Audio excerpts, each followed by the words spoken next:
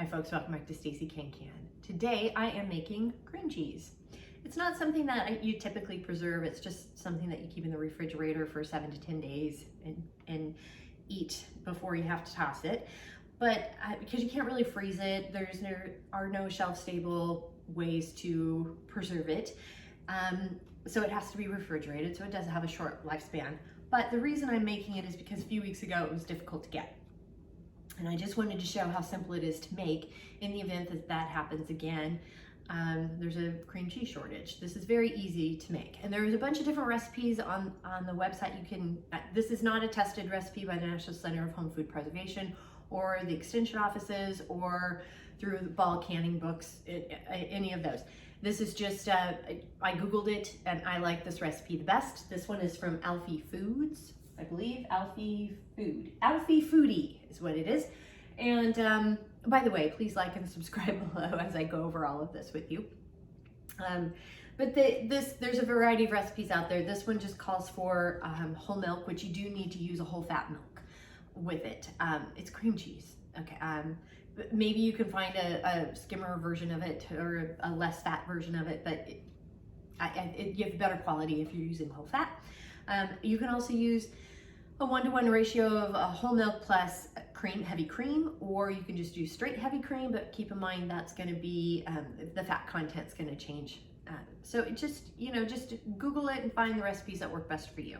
So the ingredients you need are 8 cups of full fat milk, 5 tablespoons of lemon juice or 1 large lemon. This one is, I'm just going to use 1 large lemon here. It's actually quite juicy, I can tell by when you squeeze it, and it's kind of a softer skin. It's going to produce a lot of juice. This is also, it's best in these situations to use fresh lemon juice, which I rarely do. You have to use bottled lemon juice for safe shelf storage. To have a consistent pH. But in this situation, the lemon juice is just acidifying the milk to separate it, the cream from the whey, W-H-E-Y, by the way. And more on that in a little bit. And then also a half a teaspoon of salt or more to taste. And we'll go over that when we start processing it. So the tools that you need is you need a stock pot to cook it in. You do need some cheesecloth. I'm also using a sieve here because we do have to separate the whey from the cream. And a slotted spoon will be good for that as well. And also if you want a citrus squeezer, I'm using a citrus squeezer, and you're gonna need a knife to cut your lemon juice in half. You don't have to use a citrus squeezer if you don't want to. I choose to use it because it's just easier for me, but it's up to you to separate all of that good stuff there. You also need a food processor as well. You could use a blender if you wanted to, but I think a blender is difficult to work with because they're too long in cylinder. The food processors, they're just a little bit easier to work with in my experience, but you do you on that piece. So with all of that, let's go ahead and get started.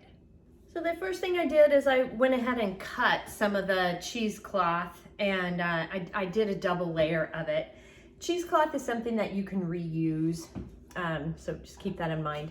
And then I went ahead and lined it into the sieve, so you can wash this and reuse it. Some people use a variety of old linens, old curtains are actually, I've seen people use those as well. So I'm just getting the cheesecloth prepared, and I have cut my lemon in half, and then we're just pouring the milk into the saucepan here. And we're gonna bring this up to a boil on medium-high heat. And I am gonna stir it kind of continuously a little bit, not super continuous, but just kind of give it a stir just so it doesn't scorch the bottom of the pan. And when it comes to a boil, we'll add the lemon juice. And now we have a rolling boil. We have a boil. You want to just bring it to a boil, and we're going to cut the heat.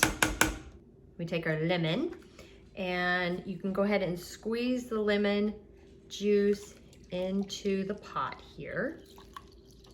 Okay, and now I've got it all squeezed, the lemon squeezed, and I'm just giving it a stir. And now we're going to let it set for a few minutes while it separates. It's already starting to separate, but we're gonna let it separate even more.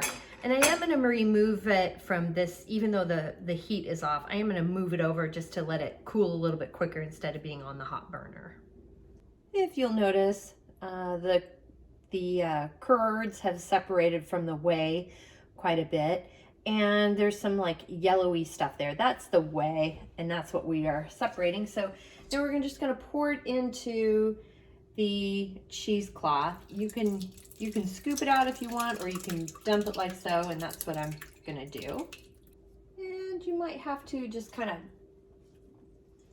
pull it up to let the whey separate out here, like so. And do kind of rinse it with some water just to get the rest of the whey out as well. And then again, you just gently lift it up, and you can squeeze it out as much as possible to get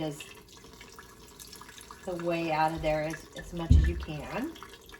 It's the day after I made the cream cheese, and I totally forgot to talk about whey. So this is what was drained from the curdled milk that I had separated. And you'll notice that this, it's kind of a yellowy liquid. And then below that is a layer of cream because the cream had settled to the bottom. You can go ahead and throw this out if you would like, or you can keep it and mix it in with smoothies or some of your baked goods. There's a variety of things. There's a link below that I have listed that gives you some examples as to what to use whey for. And so you can check that out. You can also Google it. There's a lot of information out there on what to use whey for. But it is a really great tool. It kind of tastes like sour cream. So again, you can mix it in with mashed potatoes. There's just a variety of uses for it. And it does have a lot of protein in it. So there's those options as well. It's only good in the refrigerator for about 7 to 10 days. So keep that in mind. You do need to use it relatively quickly. We're now going to, I've got this as strained as I possibly can. And we're just gonna go ahead and dump it into the food processor. Look at all those curds. And you're probably gonna need a spatula to peel everything off of the cheesecloth. Gonna add a half a teaspoon of salt, and then I'm gonna taste it after we process it in the food processor here. And we're gonna whiz it up to make it creamy. And then we just go ahead and take it off of here, off of the strainer, and pour it into a container. It's a little runnier than I like, but it'll thicken up in the fridge. And this is how we make cream cheese. Very simple and easy to do, as you can see. It's just milk and lemon juice and some salt if you want it, or other seasonings too. You can do everything bagel. You can do some herbs and spices with it. And one thing I did end up needing to do is letting it set a little bit longer. You can stick it in the refrigerator if you want, because the curds weren't pulling away from the whey very fast. It's kind of a warm day where I'm at today. So I did actually put it in a bowl, the pot in an ice bath, and just to kind of cool it off a little bit more. Plus, I don't have enough time. I have some children functions I have to do this evening, so I needed to kind of get it moving a little bit faster. You can also set it in the refrigerator overnight if you want, and let the whey separate a little bit more too. So those are some options there. So the recipe for this is down below. There's also a bunch of other recipes online, so feel free to check those out. And then please like and subscribe while you're checking out the recipe down below, as well as the rest of the instructions. And I'm just putting this in an airtight container and sealing it up, and I'll stick it in the refrigerator like so. And if you have any questions, comments, suggestions, feedback, concerns, by all means, please reach out to me. I'm on Facebook at Stacey Can. You can at me on Instagram and TikTok at Stacey Can. My website is www.staceycancan.com, and my email is info@staceycancan.com. I'm also on LinkedIn at Stacey Can. So you can check me at those sites and come say hi and take a look. So thanks again for joining me today, and until next time, happy canning.